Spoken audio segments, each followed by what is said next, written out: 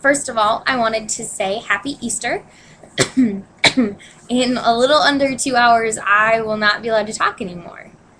I'm half tempted to post a video of just me sitting in front of the screen just to prove that I'm not talking, but it is April 24th, and in the last 5 weeks or so, I've raised $13,000, and that's absolutely amazing. It absolutely blows my mind because it means that people have trusted me enough to give me their money. I've had people hand me cash, which, thank you for trusting me that I won't go get a latte. Granted, I don't like Starbucks, but still, there was a possibility, and I appreciate it because while, caramel apple spices are delicious, I'm an honest person, and if you give me $5 to shut me up, I will use that money to donate and actually shut up. But I will admit that having had the opportunity to talk with some people over the past few days and look over some other people's pages, they have gone above and beyond, and I consider it a miracle that I'm at where I am, because none of mine was done through, like $12 was done through in-person donations. Most of it was me harassing my friends, harassing my family, coming up with that amazing Designed by Humans contest and harassing all the people there. I figured if I make myself really annoying, maybe people will be more likely to pay me to shut up.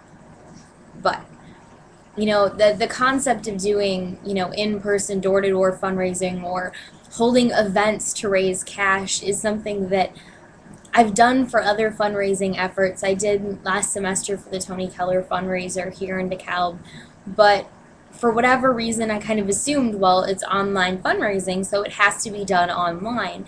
And so I'm really disappointed because I feel that I could have raised so much more money for this incredible cause if I'd thought outside the box. However, just because the fundraising stops at midnight tonight does not mean that I will. I will continue to support this organization and this cause, and I've actually been hooked up with some incredibly powerful and amazing people who are going to provide me their assistance. One of whom said a couple of days ago, Friday specifically, "Why are you coming to me now with 2 days left? Why didn't you come see me 2 months ago?" I said, "I didn't know about you until 3 days ago. So if I'd known and hadn't shown up, you could totally feel free to yell at me, but I didn't know about you." However, excuse me, this is an incredibly nice and amazing individual who fundraises for a living, apparently, and is going to be helping me out. He told me to stay in touch, stay in contact. I've had amazing people donate, and I can't even begin to thank all of the people personally. People who've donated to my mom. I love her for hitting up everyone she went to college with to support her daughter. That was absolutely amazing of her. And really, I just contacted the people that I know and the organizations that I'm a part of and asked if they'd be willing to help. Some people said yes, some people said no. But the fact is, even though I might right now be the overall fundraiser, it's not just me. The credit goes to everybody who donated and everybody who tried to get others to donate to me. Even if people weren't successful, the fact that they were willing to go talk to their friends and family and say, "Hey, my friend Karen is doing this really awesome thing and you should give me money to give to her."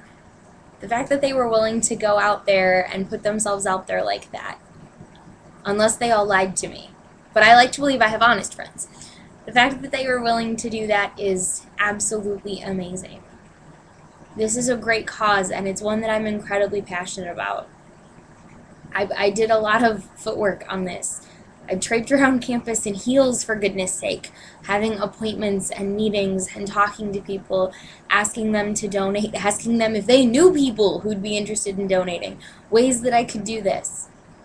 And while this might seem funny to all y'all, I've been way less successful than I had ever hoped, because I'd wanted to get some of those bigger donations from corporations and everything else, and it never seemed to fall into place. It never really seemed to come to fruition the way that I had hoped.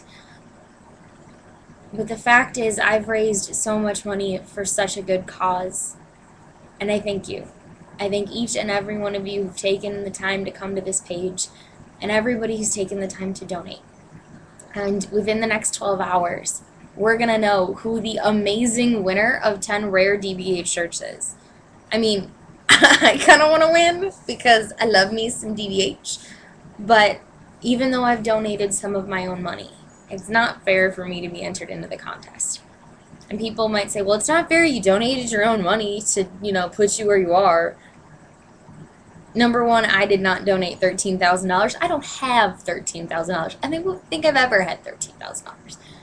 But to be honest, how can I ask people to donate money to a cause that I'm not willing to donate money to? I would never ask someone to do what I wasn't willing to do myself. So I put my money where my mouth was. Because, to be honest, I think that the money will go to a much better cause now than it was just sitting in the bank. Hey, I'm in college. Isn't that what going into debt is for? But thank you. And I cannot wait to see the amount of money that all 31,000 of us participating managed to raise. Who said that one person can't change the world? When you get enough one persons, you can change a whole heck of a lot.